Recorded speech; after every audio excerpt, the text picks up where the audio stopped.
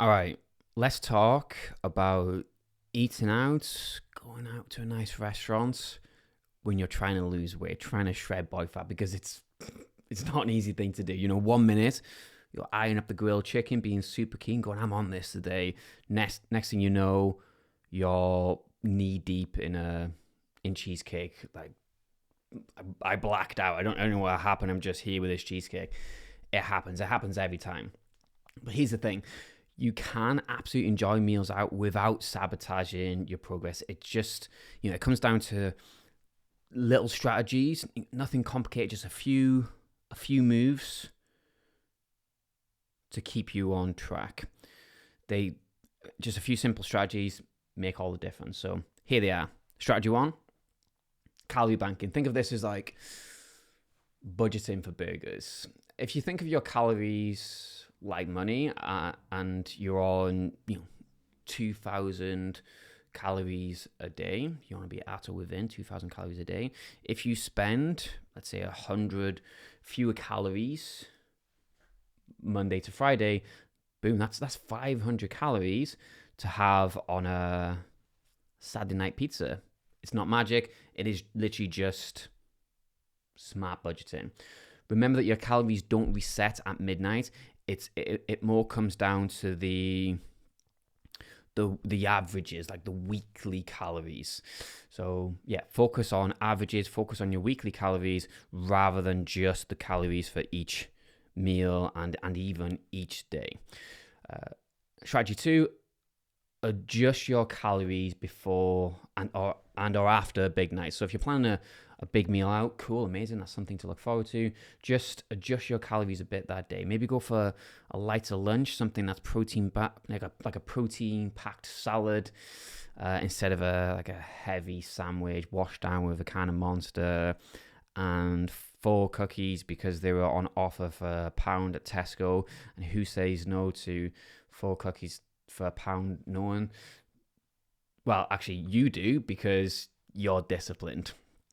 So yeah, instead of going for that higher calorie lunch, go for something small, and then you've got more calories for when you're out in that nice restaurant.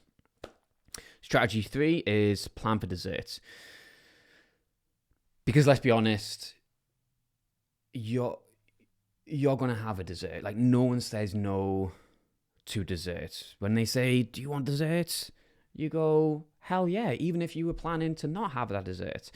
There's something about having a nice meal and then like having a dessert afterwards, which is just, the pull is just too strong. Literally the only time I've ever said no to dessert is when I had just left the army. I was absolutely skint, and I think it was like £6 for dessert, so it'd have been £12 for me and my wife, and I was like, ugh, kind of wanted to have lunch tomorrow. So that's literally the only time we said no to a dessert.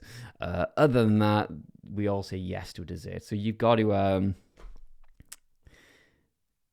plan for it and make room for those calories. So smaller meal, so you got room for dessert.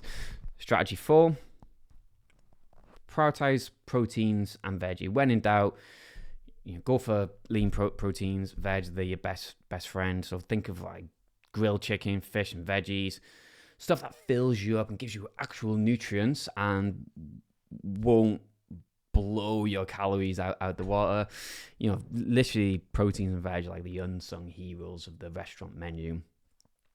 Always there, always available, and always reliable. Strategy 5, I think we're on now. Avoid calorie-dense traps. So just watch out for those sneaky calorie bombs. I'm talking garlic bread, creamy sauces, sugary cocktails. They go down easy, but it don't do much to fill you up. So unless it's like a special occasion, maybe just avoid them. Skip them altogether, or just share with someone. Save those calories for something worth it, like a really nice brownie. Strategy 6 is the 80% rule. I love this one. This is something I use with pretty much most of my clients. And it's only eating till you're 80% full. So you're not stuffed you're not starving. You're just comfortably satiated. You got room for more, but you're good. You don't need more. Also, like, slow down. Chew your food. Like, really chew your food and give your brain time to catch up with with your stomach. Honestly, it makes such a difference. It really does, especially like over time. You really get used to listening to your body's fullness cues. Strategy 7 is refeeds. So sometimes having a higher calorie day is actually a good thing. They're called refeed days.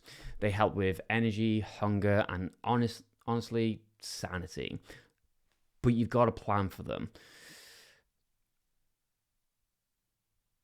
You've got to make room other days, so fewer calories on other days, to have that higher calorie day. Otherwise, it's offsetting the deficit like completely. It can easily do that. Strategy 8, I think we're on now, 7 maybe, lost count, is tracking, like guesstimating.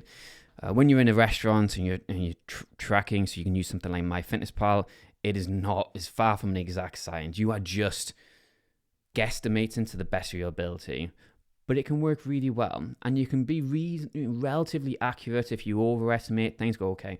Probably got extra oils and sauces and stuff in these, so I'm just going to add maybe an additional 20%. And yeah, if you overestimate and you go, well, maybe this is going to be 1,000 calories, but I'm going to play it safe and put 1,200, then you're definitely within your calories. Bottom line, you can eat out, enjoy your food, socialize with food, and still make progress. It's not about being perfect. It's about being consistent, and a bit of planning, a few smart swaps, and you're good. So go out, enjoy your food, and remember that exercise and like health eating, it wants to enrich your life, not take over it.